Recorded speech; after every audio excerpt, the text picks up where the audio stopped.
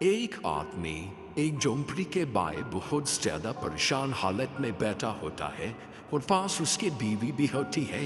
ایک امیر آدمی کا وہاں پر گزر ہوتا ہے اور وہ ان کو دیکھ کر پوچھتا ہے کہ میں کل بھی یہاں سے گزرا تھا تو آپ لوگ پریشان تھے اور آج بھی یہی حال ہے۔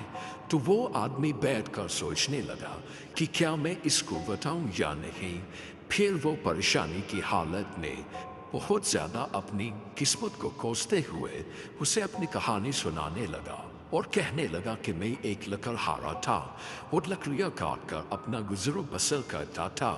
زندگی کا مزہ بہت آ رہا تھا اور گزر بسر بھی ہو رہا تھا کہ اچانک ایک دن مجھ سے ایک ایسی لکڑی کٹ گئی کہ جس کے اوپر ایک چڑیل کا سایہ تھا اور وہ بہت بھیانک تھی۔ مجھے دیکھ کر بہت ڈر لگا۔ خیر وہ میرے سامنے آ گئی اور میرا کلہاڑا کھینچنے لگی اور میں زیادہ چیخ کے مارے ڈرنے لگا۔ تو اس نے کہا کہ آج تم نے میرا گھر توڑا ہے یہ درخت کاٹ کر، کل دیکھنا میں تمہارا گل پر بات کروں گی۔ یہ کہہ کر وہ غائب ہوگی اور یہ کہانی سناتے ہی وہ غریب آدمی رونے لگا۔ تو امیر آدمی نے کہا کہ اس میں رونے والی کیا بات ہے؟ غریب آدمی نے کہا کہ وہ آج آئی، اٹھا کر میرے بچے کو، چھوٹے بچے کو اٹھا کر لے گئی اور میں کچھ نہ کر سکا۔ میری آنکھوں کے سامنے وہ میرے چھوٹے بیٹے کو لے گئی۔ تو امیر آدمی نے کہا کہ تم پریشان نہ ہو اور میں تمہیں ایک ایسی جگہ لے کر جاتا ہوں جہاں پر تمہاری پریشانی ختم ہو جائے گی۔ اس کو وہ ایک بابا کے پاس لے کر گیا جو بابا بولنے والا تھا۔ غریب آدمی کچھ بولنے والا تھا تو ہو بابا نے بولا کہ مجھے سب معلوم ہے، از جو عمل میں بتاتا ہوں وہ کرو، اور جو چیزیں میں مانگ رہا ہوں وہ دو چیزیں تم نے مجھے لا کر دینے ہیں تو پھر تمہارا سارا کام ہو جائے گا۔ تو وہ آدمی بابا کے منہ کو دیکھنے لگ گیا کہ ان کو کیسے معلوم کہ میں کس کام سے آیا ہوں اور کیا کرتا ہوں۔ خیر وہ بابا کو دیکھنے لگا اور بابا نے اسے بتایا کہ ایک خوبصورت وادی ہے، وہاں پر ایک پرپل کلر کا پھول ہے اور پانی کا چشمہ بہہ رہا ہے اور اس پھول کی کچھ پتیاں تم نے مجھے لا کر دینی ہیں اور جو چشمہ بہہ رہا ہے وہ پانی لا کر دینا ہے۔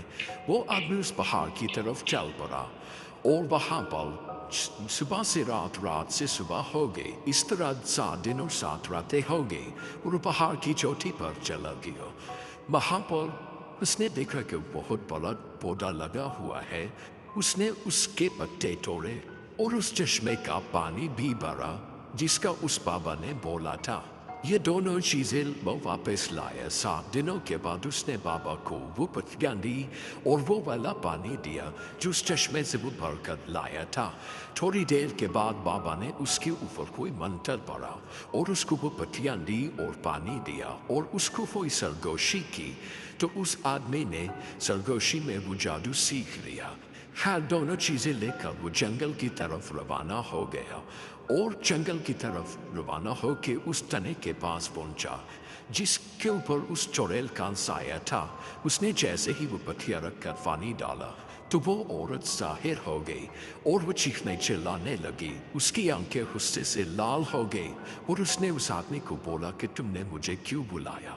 وہ آدمی کچھ نہ بولا، اس نے کتاب نکالی اور کچھ پڑھنے لگا۔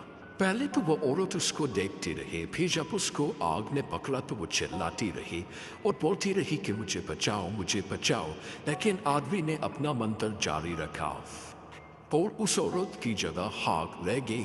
اب وہ آدمی اور زیادہ افسردہ ہو گیا کہ اب میرے بچے کا کیا ہوگا، وہ مجھے کہاں سے ملے گا۔ وہ واپس اسی بابا کے پاس گیا اور اس سے پوچھا جس نے اسے پتیاں دی تھی اور پھول دیا تھا۔